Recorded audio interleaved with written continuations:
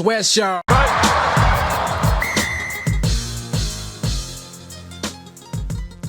Put this out there. Who's the greatest player we've had? Like in the Manu, like I'll give an early shout for Brian Lima. I think it's an easy, obvious choice, but he was 19 at that 91 World Cup, and he really set it alight. And I remember thinking, shucks, who's this guy who's sort of come out of nowhere, literally out of nowhere. And after that, he went on to kick on from there. But have you got any thoughts about who our best ever player is for the Manu? Sully, you go first. Sorry to put you boys on the spot. I just thought of that now when I was looking at these teams on the team sheet. We're looking at purely Manu Samoa or Rugby World Cups? Manu Samoa. No, just Manu Samoa. Yeah, anyone who's played for the Manu. Like I'm a bit biased. I think that he's my favorite player for the Manu as well. So I'll put it early shout in for Brian Lima. And Simul Satiti is another guy who I've got a soft spot for. Well, you look at some of those guys, I guess, like Brian Lima, purely on endurance and longevity. Durability. Brian Lima was similar to the likes of, I guess, he equates to the sort of legendary status that Atana Umanga has, starting on the wing and then moving in his latter years into the midfield. And we saw that with Brian Lima, and I think that added to him being able to, he's got a record with two other guys in the world having played at 5 Rugby World Cups. So, so I guess he can easily come into that conversation as being one of our most legendary Manu Samoa players. Also, he's, but then you've got to look at like a guy like Pat Lam, who was involved in that 91 World Cup as well, and and went to 2 quarterfinals just like Brian Lima. But he was he sort of cemented his status as a good captain and a leader for Manu Samoa for those campaigns, and then established his career overseas because of his exploits with Manu Samoa. And then you've got like Simul Satiti, like you say, but then we've got Peter Fatialofa, who was, massive reason as to why Manu Samoa had huge following. He was the captain of them in that 96 tour of New Zealand after the 95 World Cup.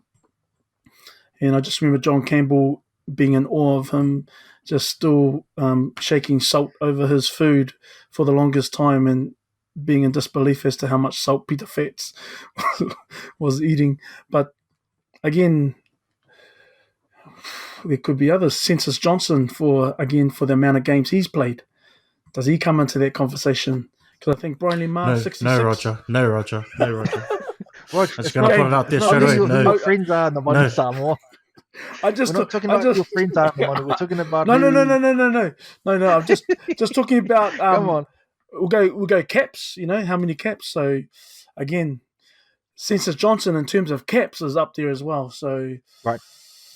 That's the only reason why I'm mentioning Census, because he was at a stage the face of Manu Samoa, before he retired. So now, good shout on Census, because the Manu have struggled for players, but there was a time where he was considered a genuine world class prop. So when you pull the Manu teams up and who they got who was world class, he was at least one guy you could put up and say, this guy scrummaging and set piece work is right up there with some of the best in the world, based on what his exploits in the European club teams and stuff. So not a bad shout. Have you got anyone that comes to mind for you there, Sully? For not mates. We're not talking about your mates. We're talking about who you think is our greatest player in the Manu. Yeah, this one's a bit controversial. Michael Jones. He only played like one or few caps, but he is one of the best players ever. So how would you, he still played for the Manu, and he is one of the best players to ever play. So that's what I mean. It might be controversial. He didn't have many games for the Manu. I think he only played one. I don't think it was an official cap, but I know one test. Yeah, he played one test, and then he changed allegiance to the All Blacks. Yeah, yep. So that was pretty much on the eve of the '87 World Cup, and then he changed allegiance in that same year. So That's when you that's could do that because I think he was even yeah. There was no stand down period too back then. It was just like like Okay, yeah. yeah. Probably it'll be Michael Jones. Yeah, don't have to be the chiropractor. Just longevity. I think he is probably still now with those players that can remember, still revered as one of the hardest hitters in the game.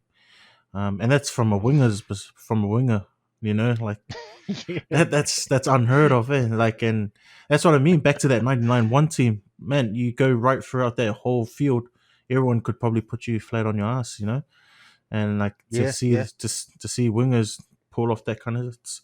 Um, Even his hit in the '99 World Cup against Derek Hogard is probably still one of the best hits ever. Eh? And even though we were getting pumped in that game, but every Samoan walked away from that game proud. They proud just for that one hit, and we're like, "Yep, we'll take that, man. We'll take that." But yeah, now Brian Lee Muff, what he's done, even having a successful career over here in Auckland, then later down in the Highlanders. Yeah, and just his longevity, like Roger was saying, man, like that's ridiculous how many World Cups, and probably one of the only few players who's like, yeah, that's made a good transition from the outside into the midfield, but at the same time, like not losing like a step or not looking out of place. So that's probably one reason why I've got to have the chiropractor up there.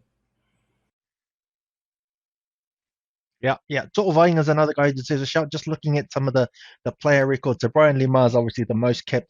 To'o is second, 61 caps for the Manu. I didn't realize he played that many games, but yeah, 86 to 2001, he had a really long stay, and he was starting quite a lot as well. He's one of those automatic picks, and you can't.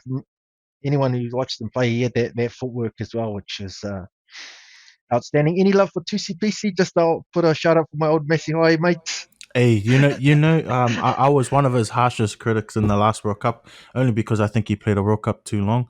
But in saying that, like, I think the thing with him is, he was so proud to represent his country, and there was, to be honest and to be fair to him, no really other good tens out there, or anyone that put up their hand to play for Samoa. So I remember in that 2011 World Cup, had he not gotten injured, we would have beaten Wales. We were close to beating South Africa, but then we got cheated of. The ref, sin bin someone for something that was ridiculous. I forgot who it was. But yeah, no, Tusi is the man. Tusi's the man. What he did in this that short brief window from 2011 to 2015, like probably has to go down as one of the best tens that we've had the luxury of putting on the jersey for the Manu. And did he get caught into the 2000? Did he get caught into the 2019 World Cup? Was he? And he was there as well. And so that goes to show, the quality of him and what he offered the team. And he did come into I think he was in his late 20s when he first donned the blue jersey for Samoa. But I think if you look at what he was able to achieve and how long he played for Manu Samoa, and we didn't have any, like you say, Sale, quality 10s at the time. 2011 was probably, I would rank Tusi as our number 1 10. And like you say, I remember when he got injured, was it Namibia? I was like, yeah. That game down in Rotorua and so that's. But at the same time, I think it was the coaching. They maximized the ability of all the players, and especially with Tusi, like the way that the game plan that they had for him, man, like use your up and under. Just all you do is just guide the ball around. Don't take on the line when it's when it's open in front of you, but. Man, like that's what I mean. The coaching management team that they had back then, man, like, yeah, probably like even if you look down, like I said, the 99, 95, probably a lot more talent in terms of like within that era or within that year period compared to what we had in 2011. But it was just the fact like the system maximized the abilities of each individual in order to play at their best, and that's why I'll always have that team ranked the highest, man. Like you had what do you call it? George Stowers, he was like old school NZ Colts, but then he went overseas, doing well overseas. Sina Tuifua, he just recently cracked the NPC 3 counties, and he was another hard hitter as well. Maury Fasavalu making switches between league and union back and forth. But I love him, mate. yeah, bro, like he epitomized what Maurice it meant to. Fasavalu, that was wasn't he playing? Did he play for Great Britain as well? Played league for Great Britain. Yeah. And then he came back, and played for Manu as well. So we had some, and to bear him, you got to understand also, that it was amateur era from 91 right through 95, and then things were starting to become professional. But yeah, you can't go wrong with that 2011 World Cup team, like you say, Saleh, because you had a leader like Mohanri Schwalger coming out of the Chiefs environment, and and at that time he had just won a title with the Chiefs. Got to mention that as well, and so he was coming out of an environment of success, and even though even though we didn't progress in that World Cup, but you could see the following that the Samoan boys had because of what they had achieved in the years leading up to especially being in New Zealand, massive Pacific following here for Tonga, Fiji, as well as Samoa. But the backing that our Samoan team had there was just outstanding, and I think we were all encouraged and hoping that, as well as New Zealand wanting to win a first World Cup since '87, we were also, as Samoa, our second or first team, we were wanting them to do just to better the quarterfinals, but wasn't to be. I still remember watching that game against Wales, and poor Tasesa Lavere was tasked with the job at hand, and just a few penalties and a few bad calls went our way, and was enough to sink our hopes of progressing in that tournament. But I think Khan Fotuali'i, another awesome player who could double up as a first five, but who was playing first five and halfback for Hawke's Bay before that. And but yeah, you couldn't say that we were down on talent. There was a lot of experienced players, but Mohanri Schwalger, a massive leader in that time, and then obviously we knew what Seilala happened. Mapasua as well. Seilala Mapasua. Was Who's the Filippo coach? Levi still playing as well? Yeah. Seilala now coaching. We had like Kane Thompson at lock. There was another. Who was a? Yeah, we had some. Yeah, even our front row, man, really good. We had, what was his name? Zach Taulafo. Oh yeah, Sakaria. Yep, Sakaria. Yeah, he was a good player. Yeah, really good prop, and he ended up signing up with the Wasps and that, and he was. Good thing with some of those players, they actually had some like Mitre 10 or Super Rugby experience. So, in terms of speed of the game, their fitness levels that was probably one of the fitter Manu Samoa teams as well, if I'm not mistaken. We should have had, what's his name? Who was the Sika Five? Who's always like controversial on the lawyer. Eliota Sapolo. He should have started most games, and I felt like, out of respect for Seilala, like, or even have them as a midfield combination would have been awesome. Only because I think, what's his name? Eliota was actually he got player of the premiership or something like that, like MVP of the tournament. That's right. Yeah, and but in that game against South Africa, he was awesome, man. Like, that's exactly what we needed out in the midfield, just a punch and just some unpredictable type of play in the midfield, just get some go forward. But nah, man, that's all. That was a really awesome team. Yeah, so it's hard to narrow it down. We've had some great teams and some great players. It's hard to quite narrow it down. But I'll put my hand up for Brian Lima. Also, Afato So'ualu, forgot to mention. He was a beast for the Crusaders. He was one of their best players on the wing. And 16 tries and 18 starts for the Manu. So that's pretty outstanding for him.